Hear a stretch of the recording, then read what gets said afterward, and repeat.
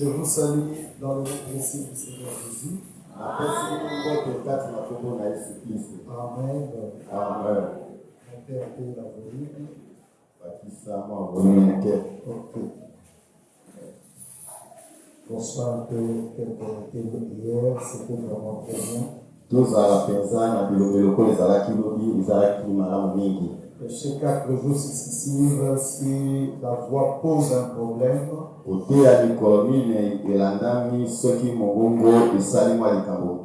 ça va me donner des difficultés. Amen. Amen. Amen. Je vous salue tous dans le nom puissant du Seigneur Jésus-Christ. Je crois que nous sommes forts ce soir. Hier, on était un peu nombreux qu'aujourd'hui. Malgré la pluie, les gens étaient un peu nombreux. Ils sont rentrés même sous la pluie. Amen. Amen. Vraiment que Dieu vous bénisse pour ce sacrifice. Et qu'il vous donne réellement une délivrance totale. Sans plus tarder, nous allons prendre notre lecture. Parce que nous sommes en train de continuer sur la bénédiction. Le son est à bas. Montez-moi un peu parce que je sens un peu trop lourd. Amen. Jean chapitre 8, verset 34. Nous lisons de là jusqu'à 36. En vérité, je vous le dis. La seule Le répliqua Jésus. Quiconque se livre au péché est esclave du péché. Amen. Amen. Amen. Amen. Quiconque se livre au péché est esclave du péché. Or, l'esclave ne demeure pas toujours dans la maison. Le Fils y demeure toujours. Si donc le Fils vous a franchi, vous serez réellement libre. Dieu, notre Père céleste, c'est toi que nous invitons ce soir. Toi qui étais avec nous à la première journée, nous voulons que ta présence puisse descendre ici. Nous conduire encore encore une fois ce soir, Nous nous invitons le véritable prédicateur de descendre pour nous parler ces choses. Nous savons qu'un mot venant de toi, les âmes seront réellement bénies. Et ceux qui ont été captifs du diable seront totalement libérés. C'est pour cette raison, Seigneur, nous te laissons la conduite de ce soir. Dans le corps humain, Seigneur, utilise cela. Prends l'intelligence humaine, mets ça de côté, et que le Saint-Esprit fasse envahir le corps pour accomplir ce que tu veux pour ton Église. Manifeste ta grâce, accompagne-nous, depuis à la fin, au nom de Jésus, nous t'avons ainsi prononcé. Amen. Amen. Que Dieu vous bénisse. Que Dieu vous bénisse. Nous allons encore continuer aujourd'hui notre deuxième journée. Nous partons jusqu'à vendredi où nous parlons sur une délivrance totale. Nous avons dit qu'est-ce qu'est une délivrance totale. Nous avons dit c'est la libération complète d'une personne de toute influence.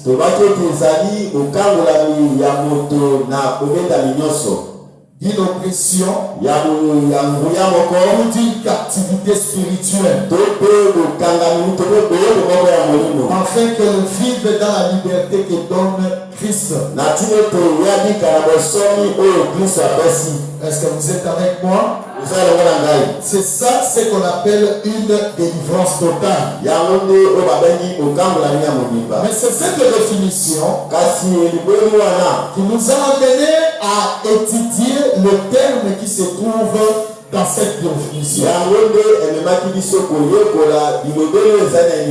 La libération complète d'une personne de toute influence. Ça veut dire qu'il y a une influence que quelqu'un est attiré. Alors nous avons dit la personne doit être délivrée de cette influence. Nous avons parlé aussi que la personne doit être délivrée de l'oppression.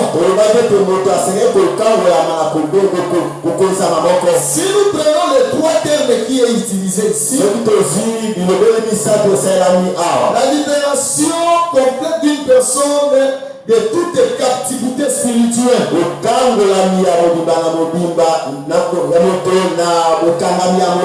Pourquoi toutes ces libérations-là doivent se faire? C'est juste pour que l'homme puisse vivre la liberté que donne Christ. La liberté que Christ donne à ses enfants. Qu'ils puissent vivre de cette manière-là. Nous ne devons pas continuer à être esclaves. Nous ne pouvons toujours pas continuer à vivre de la manière que nous vivons. Mais dans ce terme, quand nous l'étudions, nous avons vu qu'une personne est sous une mauvaise influence.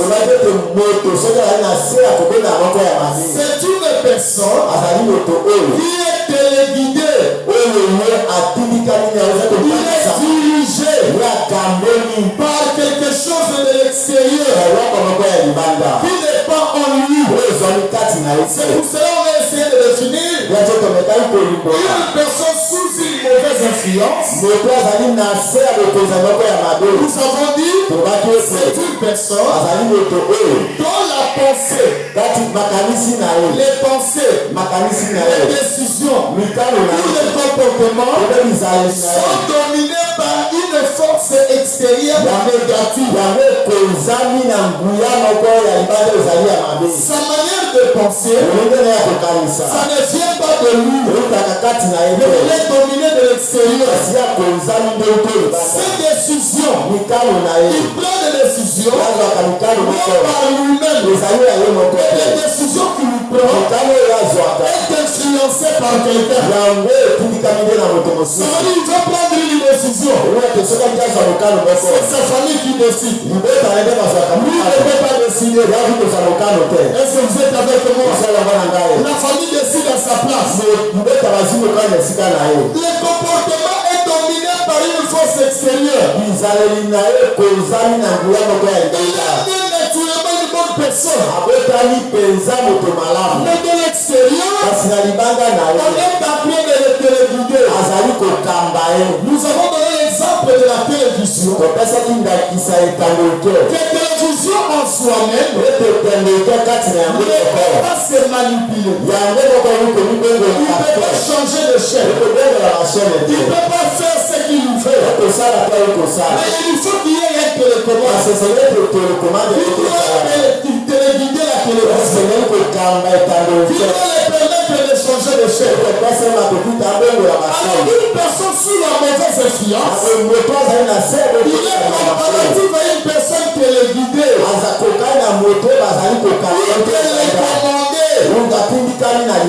n'a pas l'intention de faire la mauvaise vie. Mais il y a quelqu'un qui est en train de téléguider ça. Pourquoi?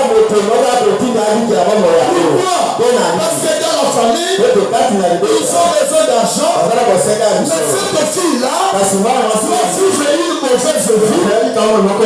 Il cherche une business qui permettra à la famille de vivre. De bénéficier de sa vie.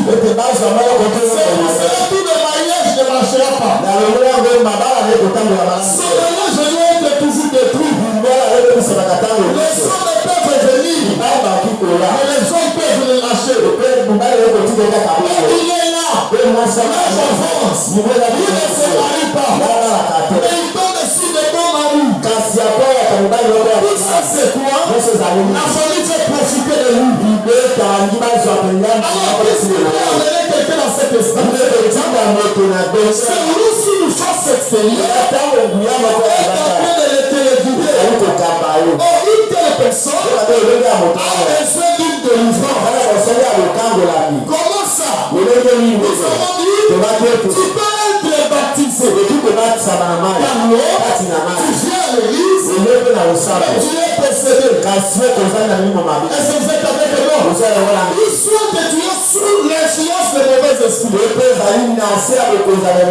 tu pries Dieu. Tu es sincère.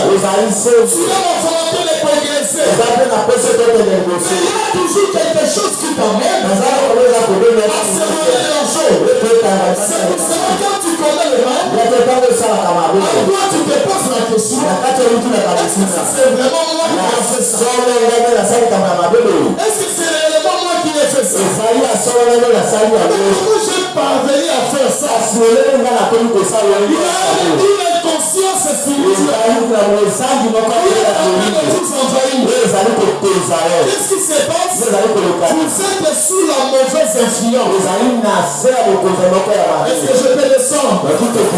Quelqu'un peut dire gloire à Dieu. Est-ce que quelqu'un peut acclamer le Seigneur? La personne perd ses valeurs. Les bonnes valeurs chrétiennes. Il se bat. Il a accepté d'être baptisé. Il va progresser avec Dieu. Mais sa vie connaît toujours des reculs. Sa vie ne vieillit pas. Ça, c'est une besoin d'une délivrance. Parce qu'il est sous une mauvaise influence. Nous avons parlé de beaucoup de choses. Nous avons dit les mauvaises influences peuvent être relationnelles. Les relationnels, amitié, alléluia, influence d'un autre. Quelqu'un qui était bien, l'enfant naît dans la parole. Il a dit avec les parents qui ont la parole. Mais l'enfant arrivé à un certain âge, il commence à fréquenter les mauvaises personnes. Les mauvais amis, ça peut influencer. Il y a un changement de comportement. Nous avons dit à nos enfants que le meilleur ami Celui que tu as à l'école là, il n'est pas le meilleur ami. Parce que ce qu'il te dit, ce n'est pas la parole. Le meilleur ami, c'est le Seigneur Jésus. En forme du Saint-Esprit. Donc le homme qui te rappelle à tout temps ce que tu fais, tu es dans le mauvais chemin.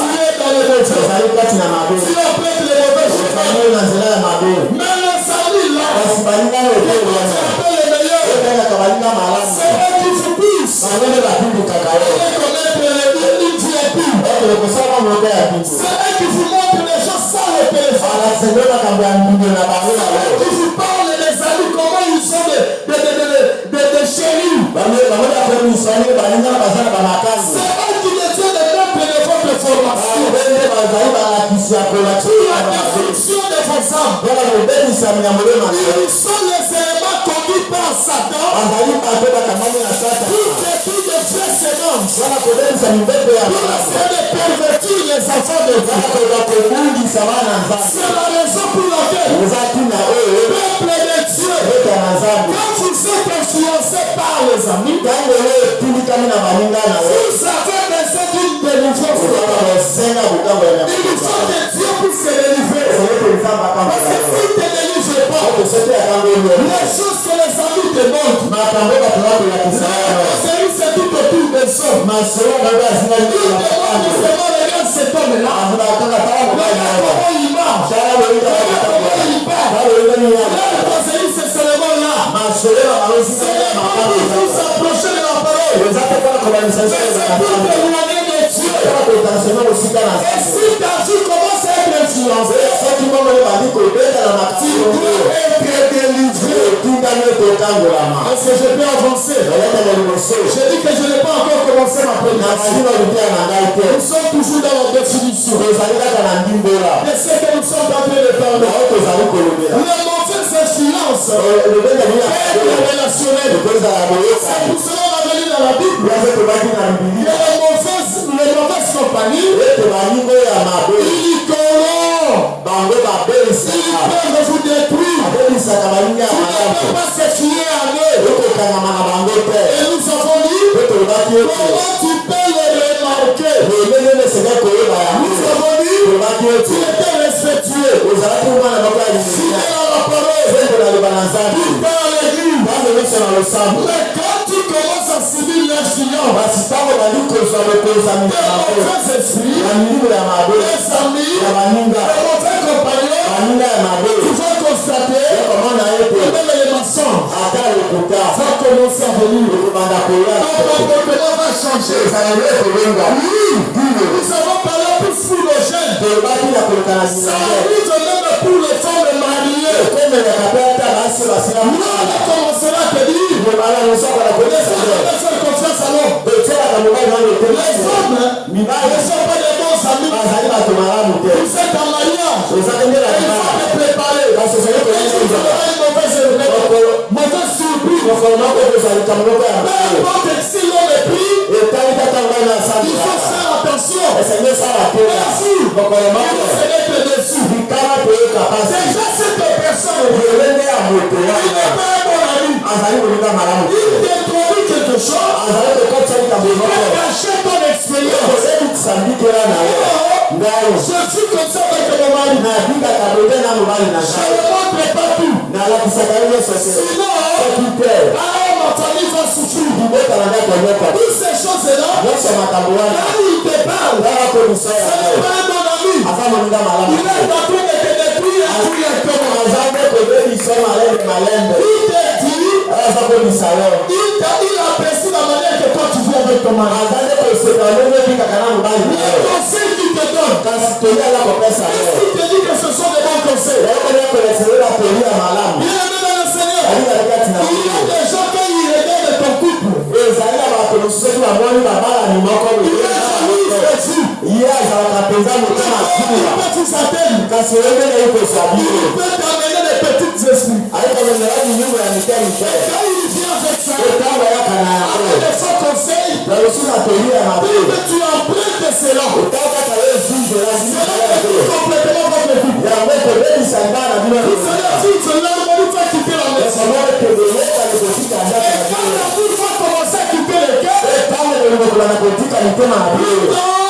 séparation de l'homme. Dans les divorces, la famille brisée, les enfants sont détruits, les comportements sont devenus compliqués, l'éducation des enfants sont pervertis. Tout ça à la base, c'est celui qui était contre votre couple. Les mauvais amis corrompent le cœur.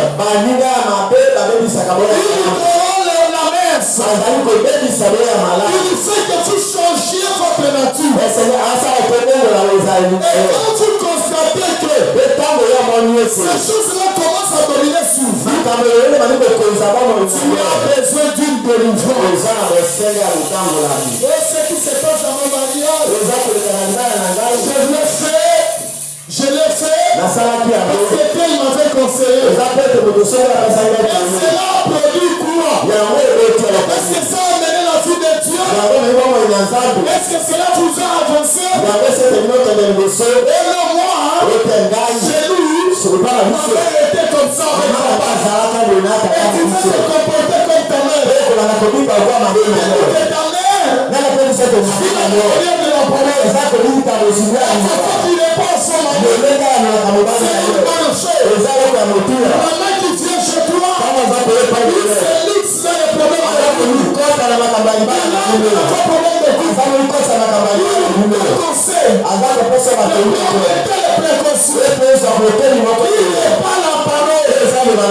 Dès que tu te fies dans cela, tu t'éloignes de Dieu.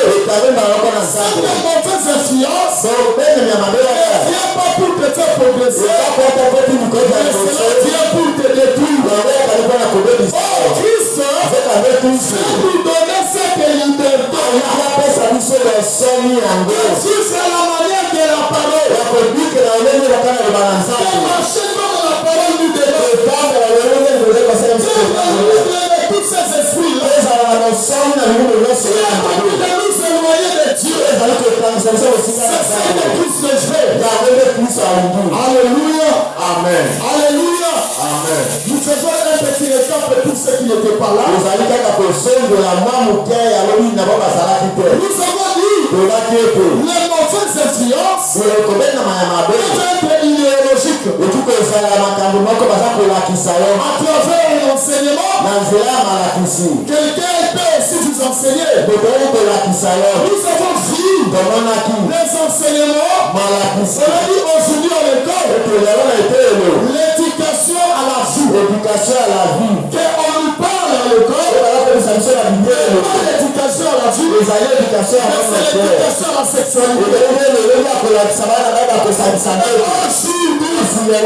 C'est là aussi est en train de jouer un grand rôle dans l'instruction de nos enfants.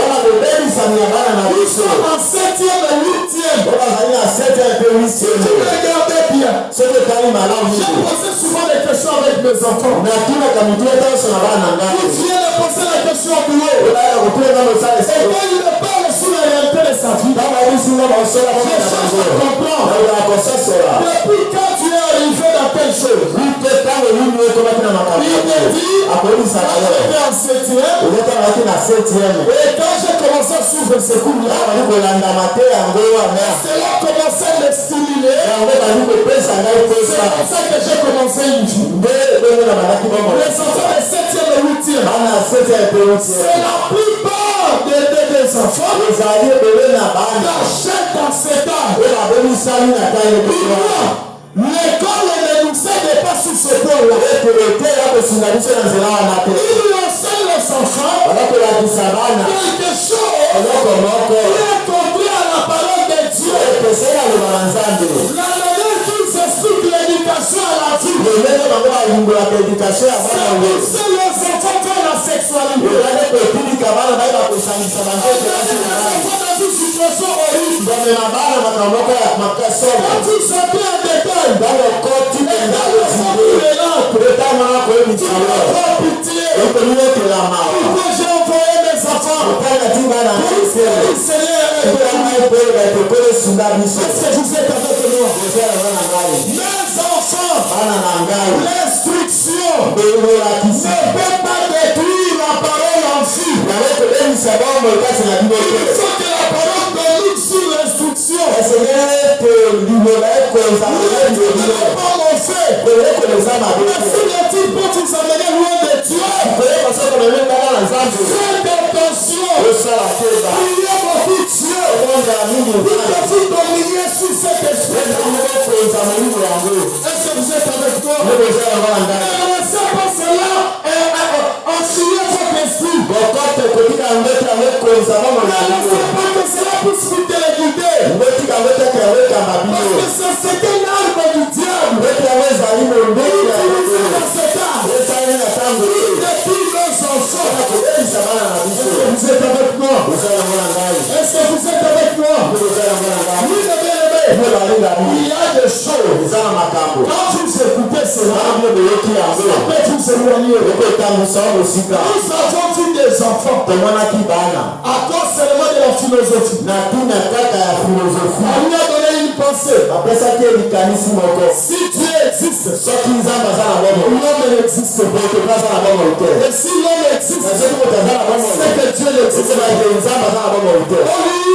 explique l'existence. balimbeli ekozalisama On dit existence, babi ekozalisama c'est quelque chose qu'on touche. eza eloko ezali kosusa mpe eza komona C'est ça exister. yango nde kozala Est-ce que vous êtes avec moi? oza yango na C'est ngai une logique en sixième des humanité. yango ezali lite eza na sixième ya Et c'est likanisi plus de philosophie. na lite ya filosofi On commence à vous expliquer ce que Descartes a dit. bakobanda koyebisa yo oyo Et quand on bafisokala commence à vous expliquer ça, okali koyebisa yango vous arrivez au point où koma na esika oyepe l'enfant dit, mwana koloba ete alors si c'est comme ça, soki ezali Dieu bonzolo n'existe pas. nzambe azali te Est-ce que vous êtes avec moi? oza yango na ngai Ils ont arrangé l'enfant, babongoli ils ont l'entretenu. babongisi mwana te babongisi mwana Mais le professeur kasi boyeyoyebi n'écoute pas aux enfants. alobaka na bana te ete Et le jour où Descartes voulait mourir, ete mokolo esika kanga et akufa quand le mot s'était approché de lui, ntango ekufa emelemaki na ye il a dit, alobaki peu importe ce que je dis, etali te nga na peu importe ce que j'enseignais, etali te nga na labisaki aujourd'hui, kasi lelo je comprends que Dieu existe. ngai na soso ete nzambe aza na bomoi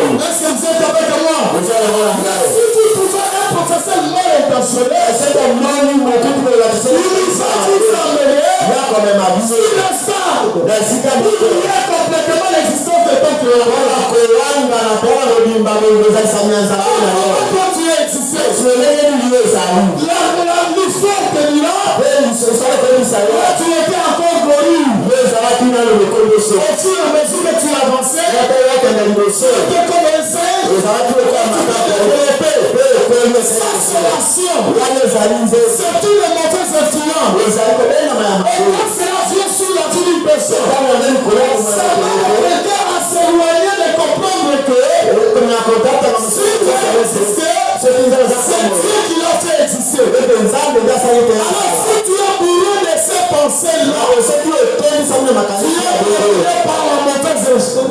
Tu es dominé par les mauvais esprits. na boloko ezali na milimo ya mabe C'est une mauvaise influence ezali influence ya qui est sur toi. eza likolo na yo C'est pour cette raison. oyo na ntina na Vous yo voyez que beaucoup des intellectuels komete ebele ya bato na mayele sont éloignés de la parole. bango baza mosika oyo Et si banasa vous voyez les gens qui s'accrochent beaucoup à la parole, mosoki oyo bataka makambo makasi sur 100%, moboka oyo vous voyez 80%. okomaka tukuma C'est ça les gens qui n'ont pas fait les grandes études. ezali bato basali bitele makasi Et te quand ils croient, mpe kaka babandima ils s'attachent là. bakangamaka wana Ils sont focalisés là. bango mpe batiamika Ils n'habitent pas. Ils s'avancent avec Dieu. liboso yango na nzambe Est-ce que l'église est avec moi? oyo eza yango na ngai Alléluia. amen Alléluia. Cela peut vous éloigner de la chose. yango ekotanisano mosika na etambo Qu'est-ce qu'il y a encore? Qu'est-ce qui peut encore vous influencer? nini so ekobenda bino mosika na La nzambe mauvaise influence obendami ya mabe peut vous emmener dans ces choses-là. okoyango kasi na makambo yango Nous avons dit olobaki ete qu'aujourd'hui, lelo oyo dans le message, aza kati na sango ces théologiens, bato na likisi ces wana philosophes bato na mayele wana sont entrés dans le message bakoti mpe kati na sango en train de philosophier la parole. ezali koyekola nyoba na nzambe Or, le véritable enseignement, ekangeli na kiso ya c'est malamu que William Branham ezala linga malebra est yana centré sur le Seigneur Jésus-Christ. yango esamile likolo na yesu C'est kristo pour cette raison. oyo na ntina na Dans yango Christ, le mystère de Dieu révélé, Kristo ezali amona Christ est le mystère de Dieu révélé. ezali bamona na nzambe Il ekanisami était le principal de notre enseignement. azali mokonza mobeko ya malakisi na biso Branham ne peut pas être le thème principal de nos enseignements. kozala mokonza ya liboso ya malakisi na biso Branham ne peut pas être le thème principal. kozala mokonza mobeko ya liboso Ce que nous disons, nyonso ezali koloba tout ce que nous parlons, nyonso ezali kolobela est-ce que c'est l'unité Branham? ezali kotola Est-ce que vous êtes avec moi? Branham a sa place. nazala esika na ye Jésus a sa place. yesu kala na esika na ye Nous devons comprendre cela. tokoye kososola On yango ne peut pas négliger Branham. kotola Branham te Branham ne peut pas être le thème principal de nos prédications. Branham pe kozala mokonza mpona ya mateya na biso te Nous prêchons Branham. soki totei Branham Notre thème principal, kozala mokonza na biso c'est-à-dire, oyo bayebi nous quittons les enseignements des apôtres. ozali kotika malakisi ya bakoma Nous quittons les enseignements de William Branham. ozali kotika malakisi ya william ale Branham Branham pe Nous a amené amemi biso à comprendre la divinité suprême de Jésus-Christ. na conscience ya likipeni ya benzate ya yesu kristo Alors, quand ces philosophes-là disaient, wana bafilosofe wana c'est bayaka là où ils ont commencé à dire, esi alikomisala on bino a un Messie juif, tozali na masiya nous avons makozali aussi un Messie dans ce eza cas. mpe na mesiya akoka ekokeye Vous êtes avec moi. eza longa na Et ngai quand il faut qu'ils prennent dans la philosophie, wana kozali na bafilosofe il na bango commence à vous emmener, kozala komema bino dit que oyisa bino l'homme de quel tu dis, ekonaka c'est siki le Messie de ce cas. yende masiya Ce ekokeye homme est archivé. ezali lokuta kozala solo Un seul Messie, masiya azali kaka moko il s'appelle ekombe na le bino Seigneur Jésus-Christ. yesu kristo Peu importe le forme qu'il peut prendre, etali mpe na lolenge nyonso ali kozela prends la forme du Saint-Esprit, azwi lolenge ya malimo prends mosaki la forme du Fils, azwi lolenge ya mama prends la forme de la parole. azwi lolenge ya biloba C'est le même personne. azali kaka moto moko Où le seul Messie. ye kaka masiya moko Vous êtes avec moi. mbele eza yango na ngai Bien, bien, le Seigneur. ebele kati na pelo Laissez-moi vous dire, ezalakisaka bino dans nos vraies influences-là, obenga moyo ya mabe wana ça nous met okomema bino à tel point que oyo esika ekolo lorsqu'on cite le nom de Jésus, ntango atali kombe na yesu vous ne vous réjouissez pas. oyo esepelaka ntango ezali kuna Parle de Dieu. kasi ekoyeba baloko na yo Comme dans un cercle. ese ekomi esika moko ate ezali kotumbuka ekutuka kasi kombe na yesu Sont les cas sur le terrain. ezili esika te kati na libesa Sortez de ces choses-là. ezali kati na makambo wana ekobengami mabe Vous apprenez les idolâtres sans comprendre. ekomi masala ebiseko ezala koyeba lelo oyo kati na sango Nous avons des pasteurs adorateurs ezali bapasteur oyo kobimamela cachés kasi sous le babateli nom des mystères. na se ya batembo Ce n'est pas les mystères. ezali tembo te Vous êtes avec moi. eza longa na Ce n'est pas du ministère, c'est du mystère. ezali mabomani te Est-ce que vous êtes avec moi? eza longa na Je vais vous révéler le mystère. ezali mabomani Quand je vous révèle le mystère, eza mabomani là, vous parlez de l'homme entendu. ezali nalinete na libandu Oh, c'est la rapport de Dieu. ezali nde nzela bisaka pepo ezali nde Quand la colonne de feu atterrissait, ebalekemaka il a eu la qualité. yango nekisasi C'est pas le rapport de Dieu. ezali kubaka pesa ya nzambe C'est vraiment satanique. kasi yango ezali ya sala Diabolique. ezali ya nzambe oyo Si tu as valeur de telle chose, oto efekome makambo ya tu mondele as besoin d'une dose de délivrance totale. ezali na boseli ya motango ya mwa mobimba Alléluia. amen Alléluia.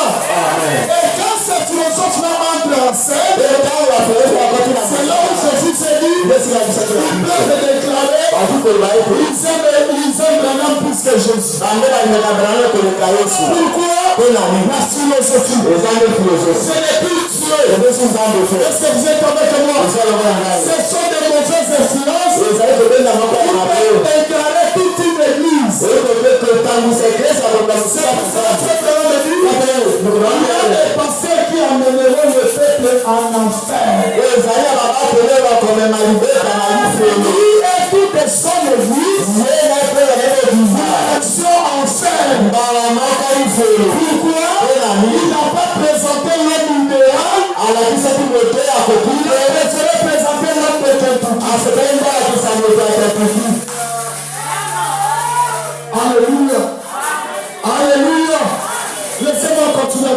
enseignements. wetu yana koba na malakisi na C'est pour cela dans 1 Corinthiens chapitre 2, verset 8. na kila na ngola bakoita libosolo kapona mina La Bible dit ceci. biblia bisimsolo Prenez garde que personne ne fasse de vous sa proie bino bato wete moto basala bino lokona ya kodokola te par la philosophie na nzela ya et filosofi par une jeune tromperie, mpe na lokutano kwa ya mateza s'appuyant sur la tradition des hommes, na komitiaka na mayele ya bato sur les rudiments du monde, na makambo etali mokili et non sur Christ. na etali te Et sur Christ. pete na yo ya kristo Est-ce que vous êtes avec moi? kozala mwana ngai On vous enseigne, balakolakisa bino on vous emmène la philosophie. bakomela bino filosofi Et quand cette philosophie vient, peta filosofi yango yaka ça mène de faire des tromperies. ememaka balokutano ko ezali On mpika commence à vous éloigner de la parole. bakobala kokanisa no esika ya Et liloba quand ce genre de tromperie vient, peta balokutano yaka ça va égarer tout un peuple. bamekokanisa libota mobimba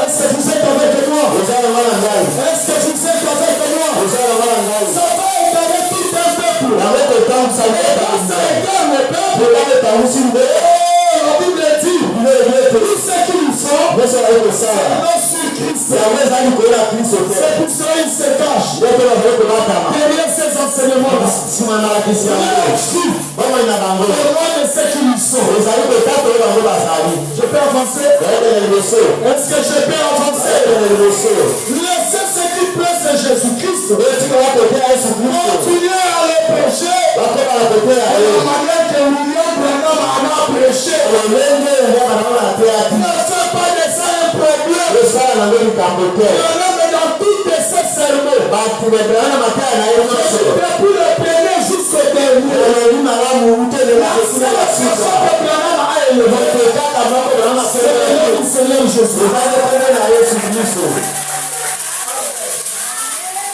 Je peux avancer. yaekele liboso Est-ce que je peux avancer? yaekele liboso Les mauvais esprits aussi milimo ya mabe lokola peuvent être émotionnels. okozala na kaoka ya kututu kubera Rentrons un peu en bas tokitana masi pour que nous puissions entrer dans ce que nous voulons faire. kotokota Parce que notomoto c'est une définition. yango ezali ndimbola Nous sommes en train de définir notre prédication. ozali kolimbola nzela na biso Alors, une mauvaise influence influence ya mabe peut aussi venir émotionnellement. okoya na lolenge ya mabanzo Comment? lolenge Je vais vous donner un exemple. na kopesa bino ndakisa Nous moko prenons l'exemple d'une femme blessée. tozwi ndakisa ya mwasi oyo asili kozokisama Est-ce que vous êtes avec moi? amen Une femme blessée. mwasi asili Elle kozokisama est blessée azokisami parce que l'homme l'a abandonné. ete moto mobali asibeli L'homme est parti. mobali asikete L'homme l'a fou. mobali akimi ye Et il s'est retrouvé yamimoni abandonné. ke basubeli Il a une blessure interne. aza na peta moko na kati na ye Puisque nous allons constater, oni tokomona kati cette ya femme mwasi wana aura un changement de comportement. akozala na mbongo wana ezaleli na ye À l'égard de tous les sangs. na kolupuka liboso ya mibali mosusu nyonso Donc, si l'homme lui avait fait du mal, soki mobali moko asalaka ye mabe qu'est-ce qui va se passer? nde kolekana Dans son passé là, makanisi na ye va l'influencer. ekotindika ye Ça peut l'amener à être colérique avec les autres. ekomema eza moto ya kandakala epe na Ça mibali peut l'amener dans un sentiment d'amertume. ekomema ye na pesa moko ya bololo À tel point qu'il ne peut pas sentir les gens. timela esika te osi kozala pesa na bato te Remarquez une chose. etala eloko Quand moko ce sentiment-là vient, etango pesa ala eyaka vous allez voir. okomona ete Et le voir tout comme une attaque. akomona nyonso kaka otali kolundisa ye Même si un homme tient dans le bon sens, atako mobali na ye mosusu il adia voit ça comme une attaque. yakomona okaya kotundisa Il ne fait plus d'homme. alingaka su mibali Il ye ne pense plus à ça. akanisa lisu ya te na mibali Il ye dit à ses filles, alobaka na bana ya basi attention aux hommes. sala tela na mibali Les hommes sont méchants. mibali naza Si pelaka je suis ce que je suis, soki nazali nga na si je sele suis avec vous, soki naza konyoka c'est parce manani que votre père m'avait fait ça. eza ete kaka ozinga asalaka mai Est-ce que vous êtes avec moi? deja yango na nzela Qu'est-ce qu'il amène à ça? yakomeme na yango Il est influencé yabendani par son émotion. na emotio na ye Mais cette influence-là kobendama yango n'est pas une bonne influence. ezali kobendama ya Parce malamu que la bonne influence, kobendama ya la malamu Bible dit, bilelo yote elle excuse tout, yelimbisaka nyonso elle supporte tout, soki ya kapiko na nyonso ovindisa kapiko nyonso Est-ce que vous êtes avec moi? ozala wana ngai Mais remarquez une chose. kasi botali kamoko Lorsque quelqu'un est influencé du mauvais côté, ntango moto abendani ngambo ya mabe il va commencer à vous montrer akobana kolakisa le mauvais côté de la chose. kaka ngambo ya mabe Il va décourager les enfants. akobana kolembisa Il va mpona même monter ses enfants contre les parents. akoki koyosala te bana batelemela boti na ye Est-ce que vous êtes avec moi? ozala wana ngai Pourquoi? mpona nini Elle est émotionnellement azali mpenza komitumbisa blessée. kozokisama na ye kati na motema na ye Donnez-lui de l'eau. Amen. Amen. Qu'il boit un peu de l'eau, je sens qu'il est lié aussi. Amen. amen Amen. amen Est-ce que je peux avancer? Alors, la mauvaise influence nakokolelama ya mabe peut aussi venir par l'émotion. okoya nzela ya émotion Ça peut changer le caractère. okobengola bisaleli na bato Laissez-moi descendre encore plus bas. tika esika nakita na sekolo Qui réclamait un bon caractère. yo ezalaki na bisaleli ya malamu Lorsque quelqu'un avait un problème, ntango ozalaki na likambo c'est toi qui étais le premier yo ezalaki moto ya liboso à être là. ya kozala pembeni na ye Mais le jour où toi tu as eu le problème, kasi mokolo oyo ezalaka likambo tous ceux dont tu avais visité, ete bato nyonso bayaka kotala ne sont yo plus venus. yango baye kotala C'est ce yo jour-là que tu as pris la décision. ye mokolo wana yo osi kokanu Et tu ne partiras plus aussi voir le jour. oyoyaka esi mpe kotala bato Moi, je ne vais pas pour aller visiter les gens. abunda okende kotala Mais les gens bato ne veulent pas me visiter. kasi bango bayaka kotala Tu as une bato décision. osi kokanu Qu'est-ce qui se passe là?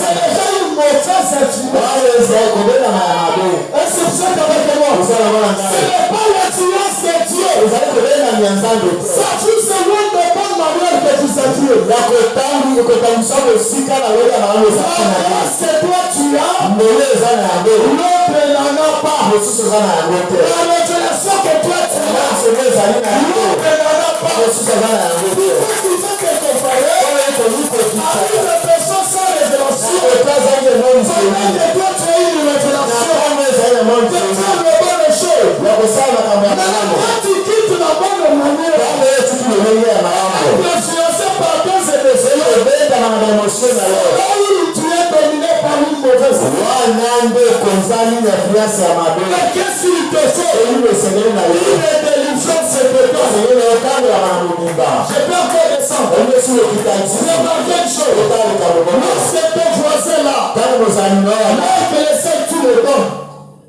Il manque le sel, tu le donnes. azangi bongo ayapesi oyo Il a besoin de l'assiette, tu le donnes. azala pesa asali opesi Il a besoin de parler, tu le donnes. azala pesa akombo kabeli Mais le jour où ton procès a été cassé, okole pesa oyebukanaka et lui il a acheté le oyo asemaki na ye ya sika tu peux lui demander. osenga ye brasi se aboyi na yango Et après ce jour, esima na mokolo tu wana as tes enfants. okoyebisa bana na yo C'est une grosse. si achète ma brosse Et que tu prenais cela, tu devais. tu brosse na yo omekisa pesa ye mwana ngala kosala bino À ce moment, ntango wana tu n'étais pas sous la bonne influence de la oyebisa kobendama ya malamu tu te étais sous la mauvaise influence. akozele na se ya kobendama ya mabe Laissez-moi vous dire, ayebisaka bino nous biso sommes censés tete etindani prêter aux autres. na kopesisa bamosusu Un vrai refuge pour les autres. ekozala eloko mepela bamosusu Mais si nous basaki biso commençons à voir tobandi komona que la manière qu'on faisait, lolelo ezali kosala c'est mauvais, ezali mabe cela veut dire oyo bayeke tu as quitté la chrétienté, etiki bekristo tu es rallié au paganisme. ezanga na bapagano Est-ce que quelqu'un est arrivé là? moto oyo bakomi wana J'aimerais que tu comprennes. basete mpe basosola yango Le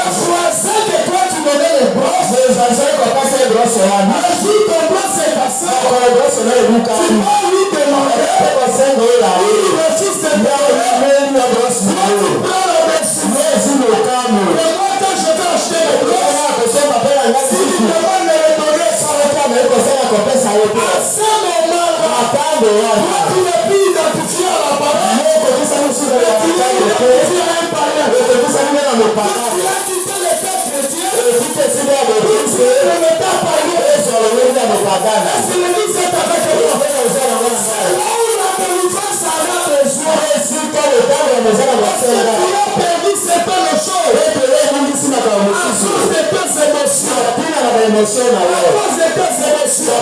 émotion na yo. Est-ce que quelqu'un peut acclamer le Seigneur? Est-ce que quelqu'un peut acclamer le Seigneur? Bien-aimé dans le Seigneur. La délivrance est totale et obligatoire. Un véritable chrétien c'est conçu à la parole. Quand il est influencé par l'émotion, il est incapable de le pardonner. Celui qui est influencé par ses émotions, et il peut faire les mauvaises choses. Elle peut faire de mauvaises choses. Tu es surpris que la sœur chrétienne est là que toi tu es. On dit que c'est elle qui a parlé à mal de toi là-bas. Sous l'influence émotionnelle, c'est vrai ça. Tu as compris que c'est elle. Tu prends toutes les précautions. Tu prends toutes les décisions. À partir de jour, c'est sœur. Avec moi, ça ne finit. Tu es dominé par une mauvaise influence. Tu es dominé par quel esprit? Une mauvaise influence. Tu es dominé par une mauvaise influence. Tu es dominé par une mauvaise influence. Moi, le pasteur, on a parlé à mal de moi. Je prends la décision de livrer le frère au diable. Frère Branham me dit, on nous offensera. On parlera mal de nous. On nous dérangera. Mais nous devons garder position pour la parole. Si tu ne gardes pas position pour la parole, tu seras incapable de mettre la main. Tu seras incapable de saluer celui qui t'a fait du mal. Tu ne les souhaiteras plus dans ta maison. Tu ne les souhaiteras plus le voir sur. Est-ce que vous êtes avec moi? Tout ça pourquoi? Parce que vous êtes sous l'influence d'émotions. Si votre vie est conduite par votre émotion, vous avez besoin d'une délivrance. Nakita ici. Est-ce que je peux descendre? Est-ce que je peux descendre? Mais bien aimé dans le Seigneur, aujourd'hui c'est horrible. Nous devons aussi revenir sur cette texte. Qu'est-ce qui fait que ceux qui nous ont quittés, pourquoi on est incapable de les accueillir par l'amour? C'est quoi? Une influence mauvaise émotionnelle. Est-ce que je peux avancer? Est-ce que je peux avancer? Oui, l'autre homme me dit, si je n'arrive pas à mettre mes plats autour de mon frère, mon ennemi, je suis plus qu'un païen. Je peux descendre. Qu'est-ce qui fait que quand quelqu'un quitte l'église, il va commencer une église, au lieu de continuer à être notre frère, il devient notre ennemi. Qu'est-ce qui nous amène à ça? Le pasteur remarque que la Bible est diminuée. Les hommes de soutien sont partis. Il n'y a rien de monte dans le cœur. La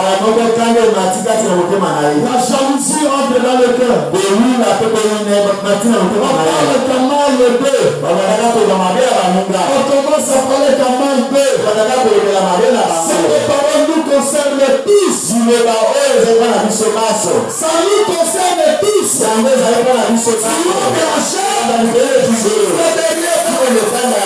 Est-ce que vous êtes avec moi? Qu'est-ce mauvaise influence émotionnelle. Vous n'arrivez pas. Pourquoi il m'a quitté? Aucune chose ne peut se faire sous la terre sans que ça soit la volonté de Dieu. Si quelqu'un nous quitte, cela veut dire la volonté de Dieu ainsi qu'il doit nous quitter. Ils sont sortis au milieu de nous. Ils ne sont pas les nôtres. On se limite là. On a des positions pour la parole.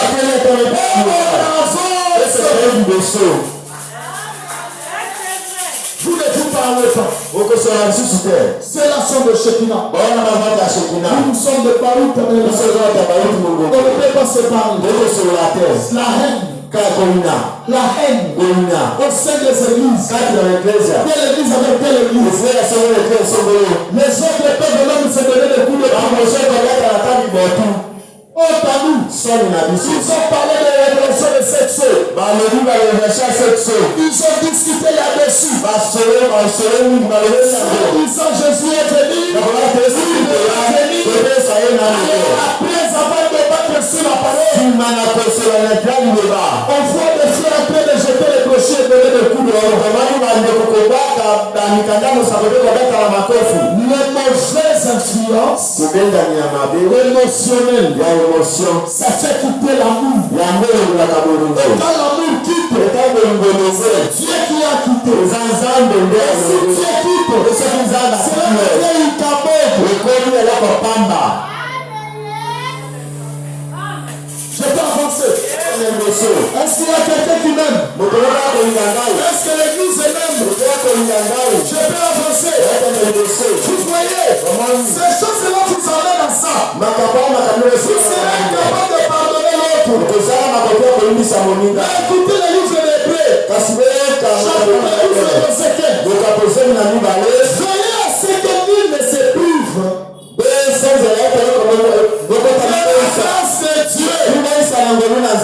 Assez qu'aucune racine d'amertume, sans des rejetons, des troubles, que plusieurs en sont infectés. Est-ce que vous êtes avec moi?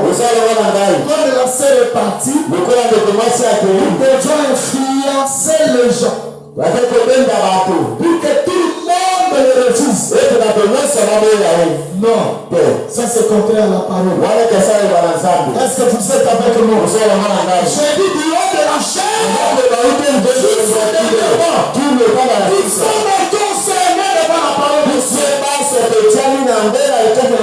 Nous devons nous battre pour sortir de cela. Il y a beaucoup de choses qui se bloquent. Peut-être toi tu cherches des sorciers de ta famille. Pas des sorciers. Ce sont des simples choses. Pour protéger ta vie. Tu as besoin de la vérité. Laissez-moi descendre. Est-ce que vous êtes avec moi? Frère, c'est que nul ne se prive de la grâce de Dieu.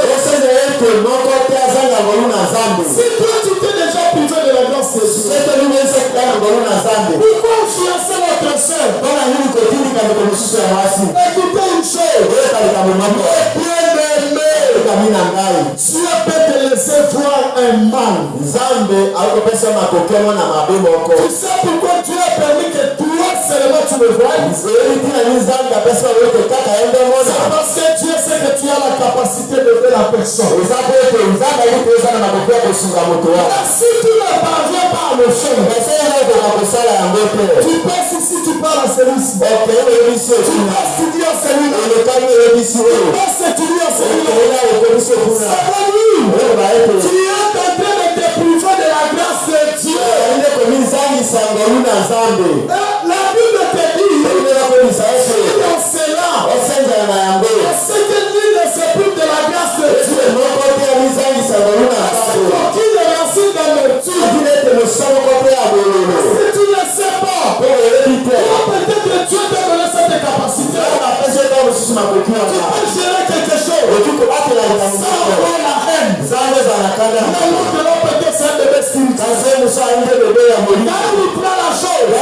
ça devient la haine. L'homme va haïr celui.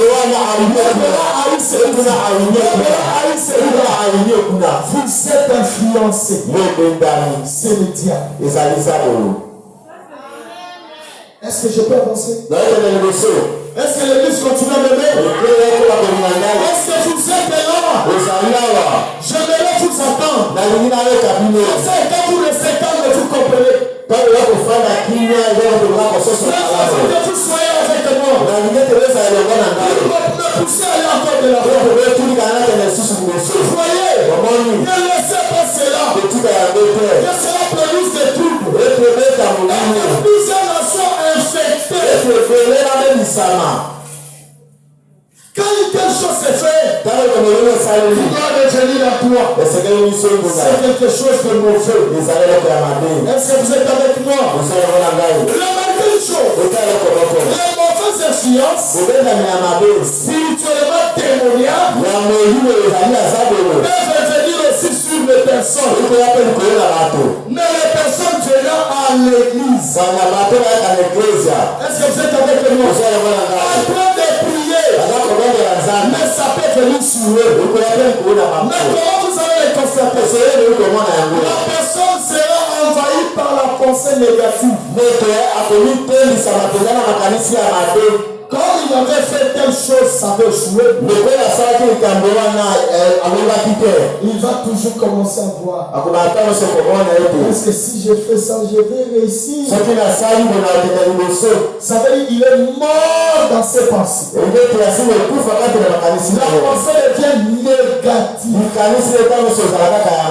est envahi. Là, ce n'est pas l'esprit de Dieu.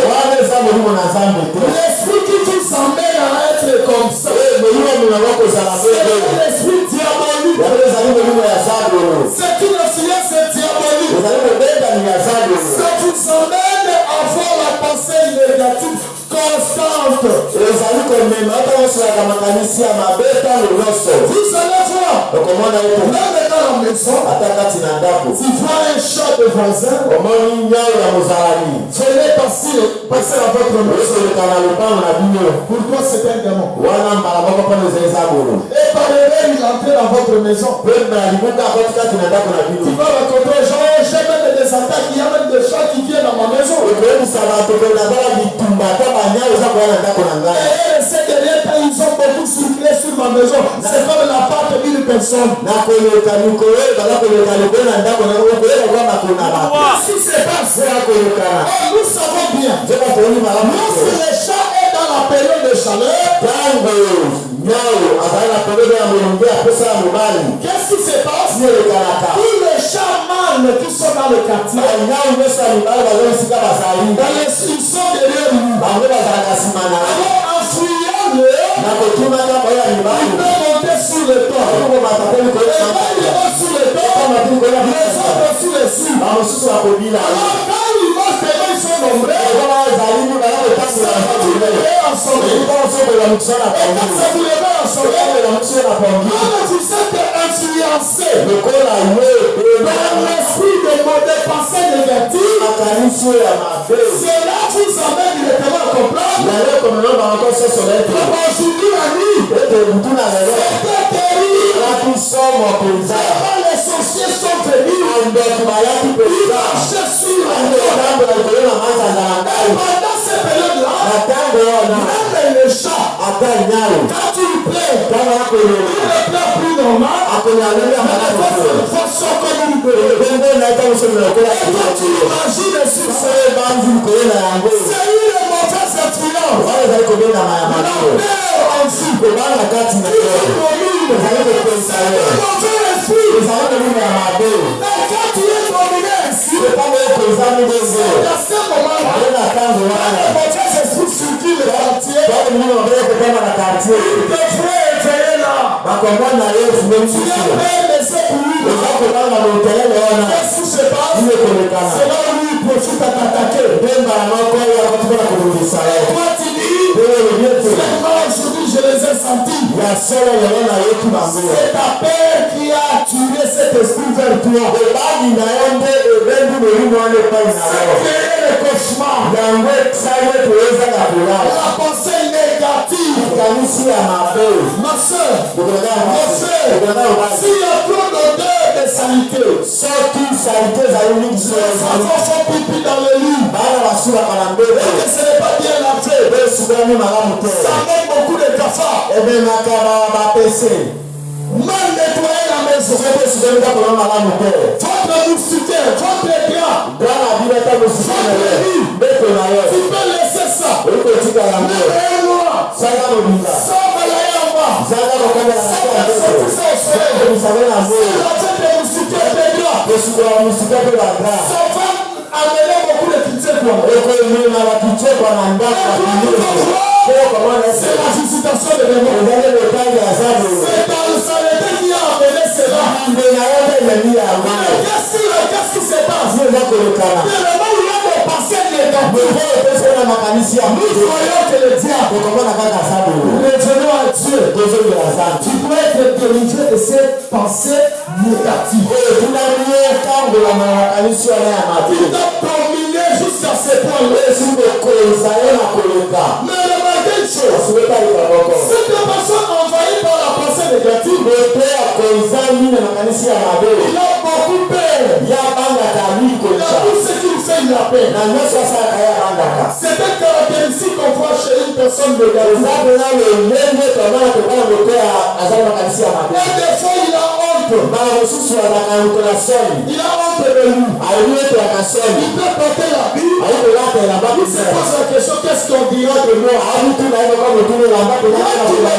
pas les amis pour que les gens disent quelque chose. Est-ce que vous êtes avec moi? Tu ne marches pas pour que les gens disent comment tu marches. Et toi, tu commences à penser. Tu es envahi par cette pensée négative. La honte peut commencer à t'envahir. Ça va changer ta manière. Tu me dis ce que toi tu es. Tu es de la personnalité. Est-ce que vous êtes avec moi? Tu es la personne la plus culpabilisée. Quand tu te culpabilises, tout instant, si quelque chose se commet, tu te culpabilises. Ah, ça c'est moi. C'est à cause de moi. C'est à cause de moi. Ça ne va pas marcher. Je suis il faut jeter comme ça dans ma vie. Nous sommes dans les baleinières. Nous sommes allés vers Bandouville. On est arrivé là-bas. Dans ce voyage-là, c'était une catastrophe. Il y a deux grands frères de ce jeune homme. Leur papa et leur maman n'avaient pas mis au monde. Et à ce moment-là, la famille commençait à faire la pression sur leur maman. Comment toi tu as cette femme? Alors, par la prière, Dieu a donné au pasteur Papi 2 enfants. Il y avait Eben et Brody. Alors qu'est-ce qui s'est passé? Ils étaient là. Ma soeur, moi j'étais là. Je pensais voyager et revenir à Kinshasa. Alors, j'avais l'argent. Je voulais avoir un peu de poisson salé. Et en moi, je ne croyais pas en moi. Je disais que moi, je suis sujet de combat. Parce que depuis mon bas âge, j'ai été toujours victime de combat. Et quand la sœur a pris l'argent, quand il a acheté ses poissons, qu'est-ce qui s'est passé? Il y a eu le genre qui est venu. La sœur va se noyer. Les deux enfants vont partir. Ils vont mourir dans le fleuve. Et c'était horrible. Et sa sœur qui l'avait accompagné, un enfant au dos, l'enfant était mort. Son son dos pendant qu'ils étaient dans l'eau. Na mokongoto bazaki na Parce mayi. qu'ils devaient se battre pour se sauver. Alors en se battant pour se sauver, lui aussi la foi était morte. Et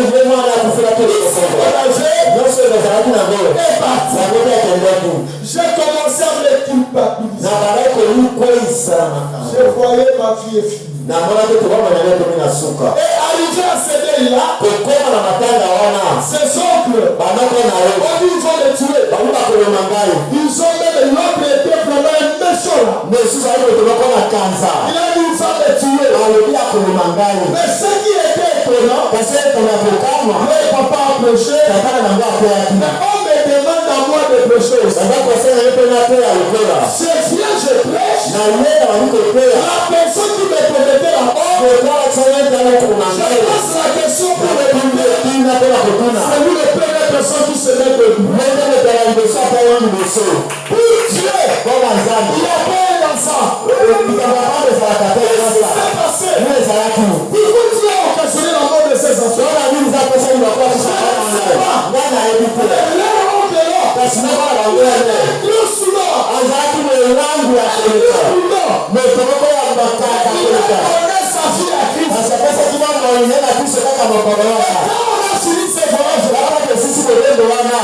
J'ai continué avec une parole.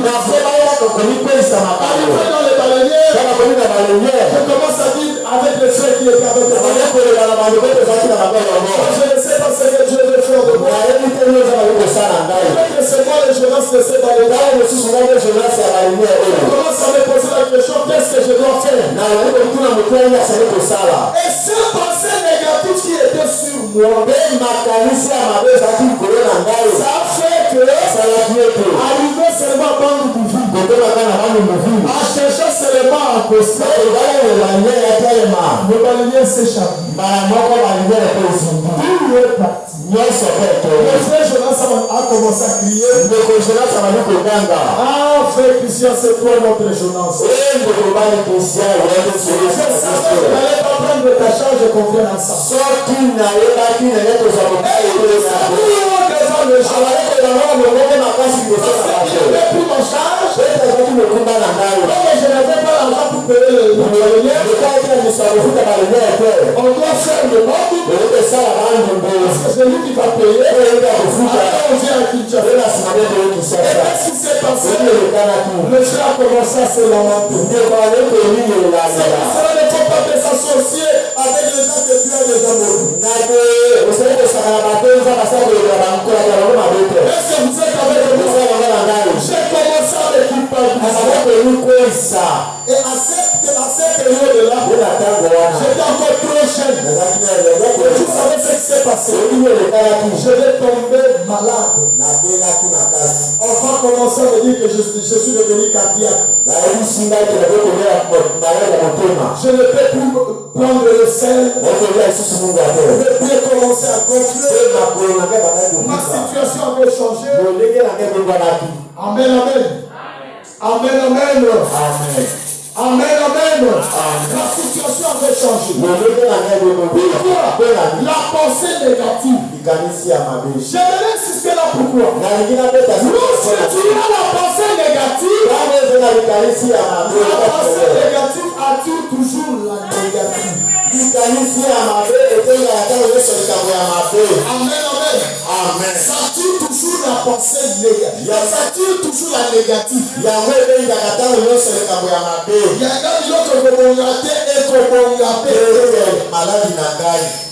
banzete oyo outi kosomba ekokoma Kinshasa solo ekokoma mpe solo te.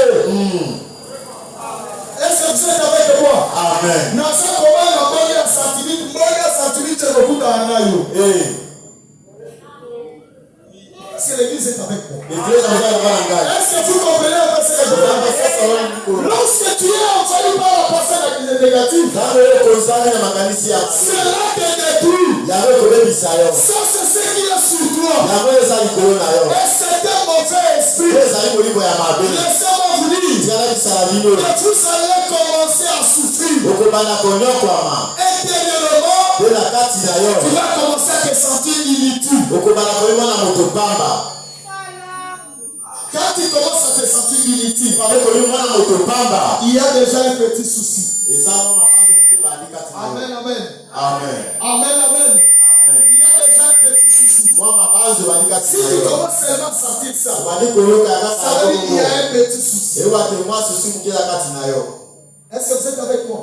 Amen. Est-ce que vous êtes avec moi? Amen. La pensée, là, intérieurement, tu commences à te voir, je suis inutile.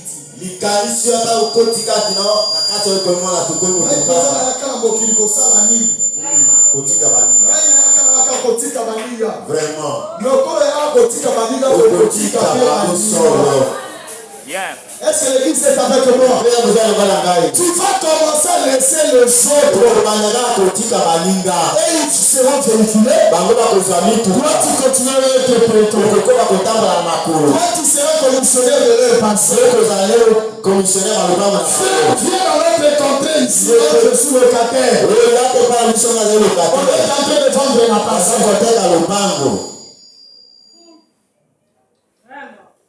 Pourquoi? Toi-même, tu te fais inutile. Et quand tu te fais inutile, c'est un esprit mauvais. Une influence démoniaque. Ça te fait voir toujours le plus inférieur. Ça, ce n'est pas l'humilité. Est-ce que vous êtes avec moi? L'humilité, c'est une autre chose. D'ailleurs, on voit très bien l'humilité quand quelqu'un a beaucoup d'argent. Quand il a une bonne vie, il a une condition bonne. On comprend que celui-ci est humble. Il y a certaines choses qui t'arrivent là. Ce n'est pas l'humilité. C'est l'infériorité. Tu te sens toujours sous les autres. Yo kosala ke pa baninga baninga osai pa mukoni. Yo polia, il faut la muninga pesa yo. Vraiment. Mokoni ni yo pe muninga kolia tant yo pesa yo. On doit être comment? Délivré. Je peux avancer. Est-ce que vous êtes là? Est-ce que vous êtes là? Oui. Tu te vois inutile. Tu commences à voir. Moi, je n'arriverai pas. Moi, je suis incapable. Je n'arriverai pas. Qui t'a dit que tu n'arriveras pas? Ton professeur dit que toi tu es moins intelligent. Est-ce que ton Dieu t'a dit que tu es moins intelligent?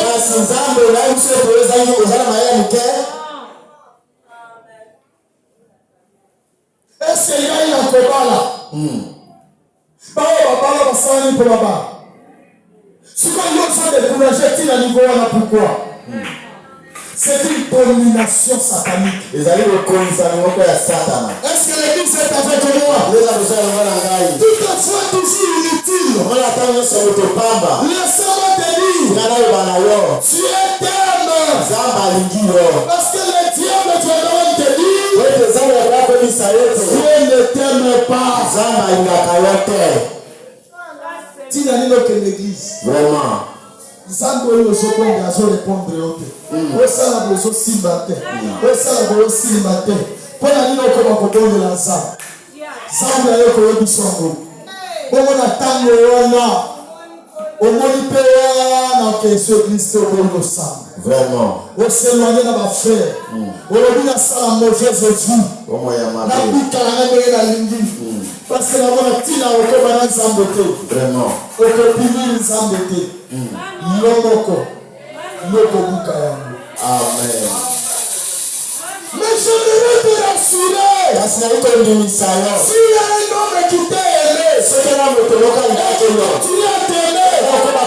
C'est le Seigneur Jésus-Christ. Il est la force des opprimés. Il est roi pour toi. Sa mère pour te relancer. Et votre famille ne réussira pas.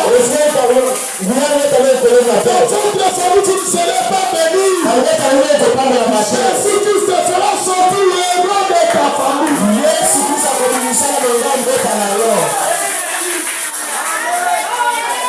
Alléluia.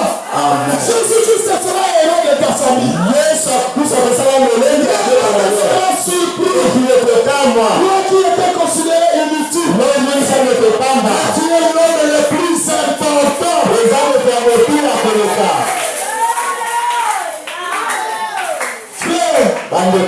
Joseph était inutile. C'est pour cela qu'il était toujours avec le couteau. Mais il a fini à devenir gouverneur. Est-ce que vous êtes avec moi? Est-ce que vous êtes avec moi? Laissez-moi vous dire. David était inutile. Il était toujours là-bas.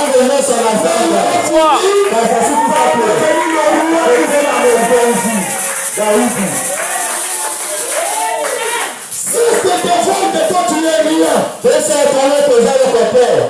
quelque chose pour Dieu. Si Dieu t'a fait la grâce, il t'a donné cette parole. C'est pour te dire que toi, tu es quelque chose d'important.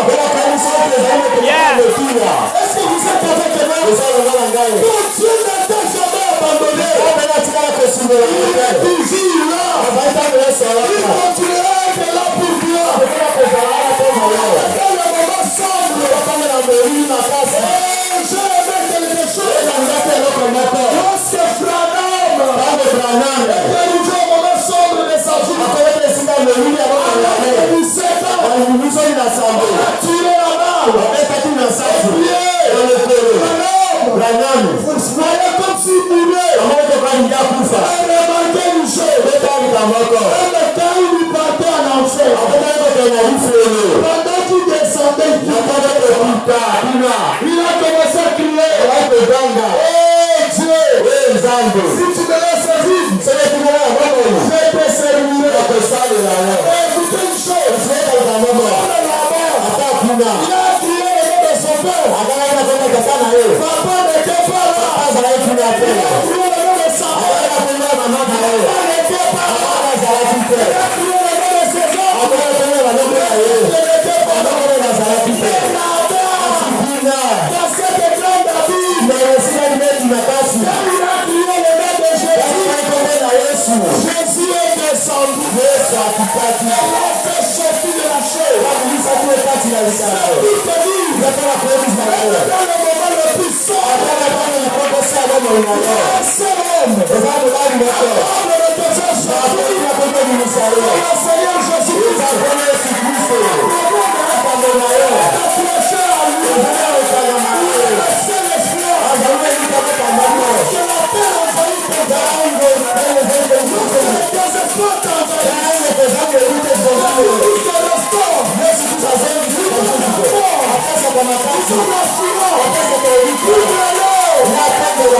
Est-ce que quelqu'un peut acclamer le Seigneur?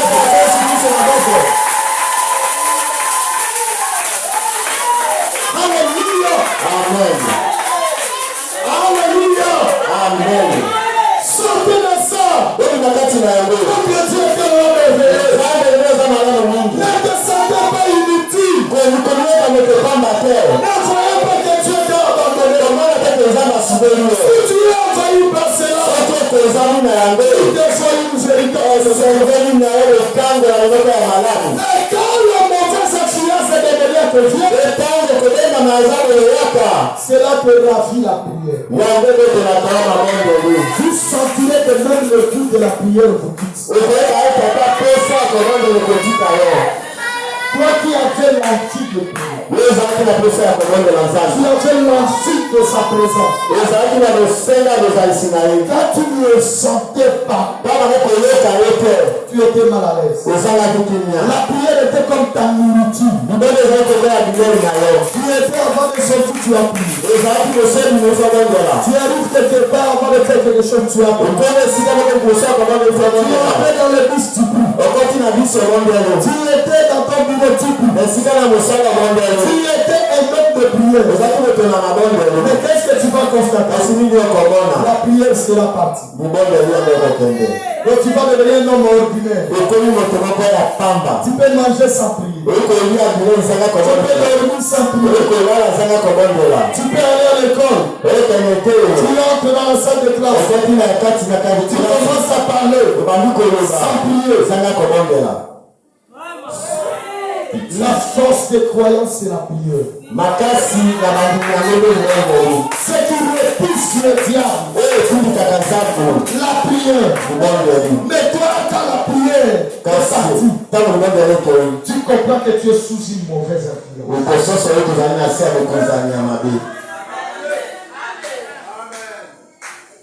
Je peux avancer?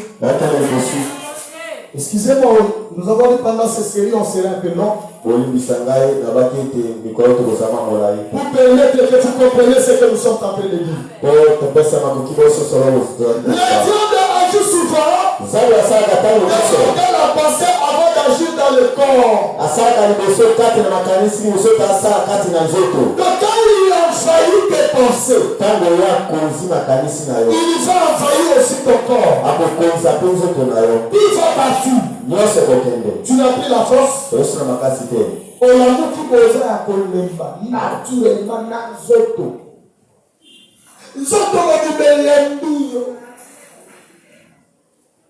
Tu es sous une puissance démoniaque. Qu'est-ce que tu as fait? Je ne sais pas. Cette journée, je suis réveillé, fatigué, je me sens pas bien. Ce n'est pas l'esprit de Dieu. Laissez-moi avancer. La délivrance commence par le renouvellement de l'intelligence.